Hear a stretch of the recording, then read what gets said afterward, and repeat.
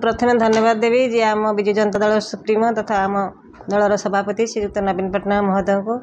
से मत द्वितीय थर जे भद्रक लोकसभा क्षेत्र में सांसद प्रार्थी भाव में मनोनीत कर मो आस्था प्रकट करनेक अनेक शुभेच्छा एवं कृतज्ञता ज्ञापन करुच्ची। भद्रक निर्वाचन मंडली जिलावासी भद्रक जनसाधारण सहित मुझे विगत 5 वर्ष मध्य मुझे लोक पाखक जाइए लोक मान सहित रही लोक मान आशीर्वाद रही सहयोग रही तेणु आगामी दिन में लोक मान आशीर्वाद साहाय्य सहयोग नहीं आगू बढ़ी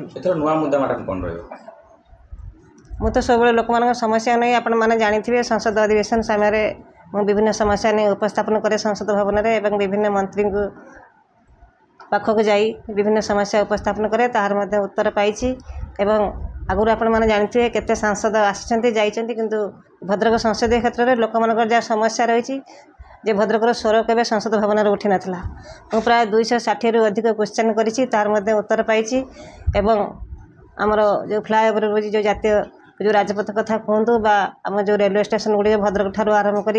बाहनगाँव गोपालपुर पर्यंत मार्कुणा पर्यंत रेलवे स्टेशन गुड़ी उन्नतीकरण कर विशेषकर आम धामनगर छकरे बेकार युवक युवती मानी एक निजुक्ति सृष्टि करने टेक्सटाइल पार्कर जो आवश्यकता रही दाबी रखी निश्चय आगामी दिन होगा जाऊँगी अनेक युवक युवती निजुक्ति पाइबे आमर जो भद्रक जिलार अर्थनैतिक स्थिति स्वच्छल हो जहाँ विभिन्न आउ रही अधरा कम ताहा निश्चित भाव में संपूर्ण करने चेष्टा करी।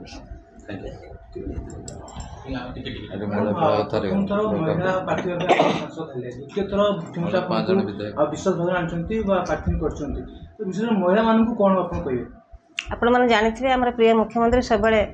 महिला मान गुरुत्व दे आसछन्ति विशेषकर पंचायत क्षेत्र में 50% महिला को राजनीति क्षेत्र में सुजोग देइछन्ति एवं विधानसभा क्षेत्र में राजनीति करने सुजोग देइछन्ति एवं आम जो संसदीय क्षेत्र में 33% महिला को सुजोग देइछन्ति संसद भवन में जावाई तेणु महिला सशक्तिकरण हो पार्टी आज मिशन शक्ति माध्यम 70 लाख रु 80 लाख महिला आज सशक्त हो पार्टी आत्मनिर्भरशील हो पार्टी तेणु महिला माने आम प्रिय मुख्यमंत्री पाखरे अच्छा विजु जनता दल सब उन्नयनमूलक कार्य कर लोक मान पाखरे पहुँची पारी